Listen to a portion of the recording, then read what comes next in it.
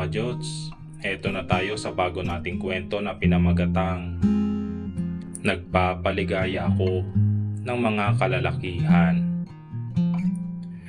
Bago nga pala ako magsimula ng aking kwento ay nais ko pong i-shoutout ang ating mga listeners dyan at sa mga patuloy pong sumusubaybay ng ating kwento dito sa Jots Love Notes.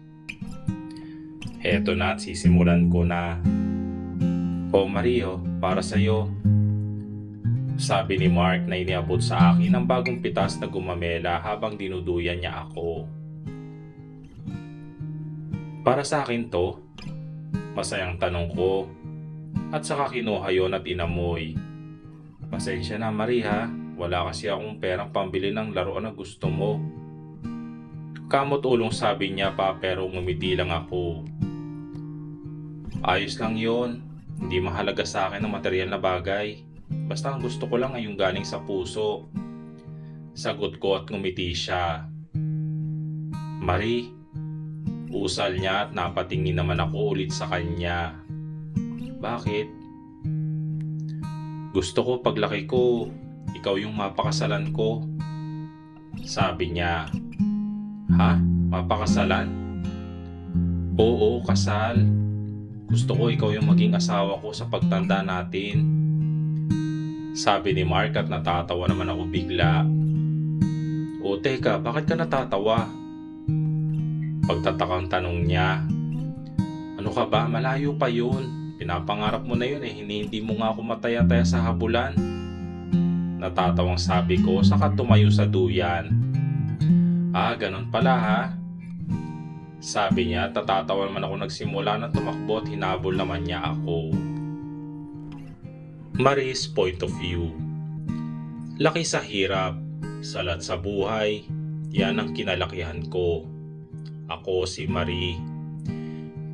22 years old, naninirahan sa lugar ng Tondo, ang lugar ng pakikipagsapalaran sa lungsod ng Maynila. Lugar kung saan kailangan kong kumayod at kailangang kumapit sa patalim dahil isang kahig isang tuka lamang kami. Dito nakasalalay ang pahina ng buhay ko kung saan nakaulat at binabasa ninyo. Maging kayo ay magiging saksi sa aking kwento.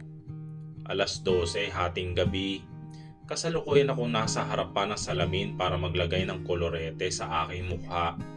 Suot ang aking may manipis na bestida at patungo ko ngayon sa pinagtatrabahuhan. Bago pa ako umalis ay kumain muna ako ng natirang tuyo at itlog na ulam ko kaninang tanghali. Nang sa gayon ay hindi ako gutumin. Pagkatapos ay saka ako nagsipilyo at nagmumog. At nang matapos na lahat ay doon ako tumayo para umalis at sumakay ng taxi. Ganito lagi ang takbo ng sistema ng buhay ko. Tulog, kain at trabaho at paulit-ulit lang yun. Matagal na akong mag-isa sa buhay magmula nang maulila sa aking ama't ina na parehong nawala dahil sa isang trahedya. May kumupkup sa akin pero hindi rin nagtagal dahil lumayas ako sa kanila matapos ang kamuntikang trahedya na mangyari sana sa akin at sa pagtangka nitong pag-angkin sa akin. Ngayon ako na lamang mag-isa. Pilit binubuhay ang sarili nang sa gayon ay makatagpo pa ako ng liwanag sa bawat araw na magigising ako. Siya nga pala, hindi ko pa nasasabi kung saan at anong trabaho ko. Isa akong mababang uri ng tao. Nagtatrabaho rin sa lugar para sa mga mabababang uri tulad ko. Ako rin ay hindi ko inakalang ganito ang kahantungan ko. Nagtatrabaho ako ngayon sa isang tagong lugar dito lang sa Maynila. Lugar na nakatago sa mga pasikot-sikot na eskinita at tuwing gabi lamang bumubukas. Lugar na nagsisilbing libangan para sa mga taong gusto ng kaligayahan. Pumara na ako ng taxi at inabot na ang bayad ko.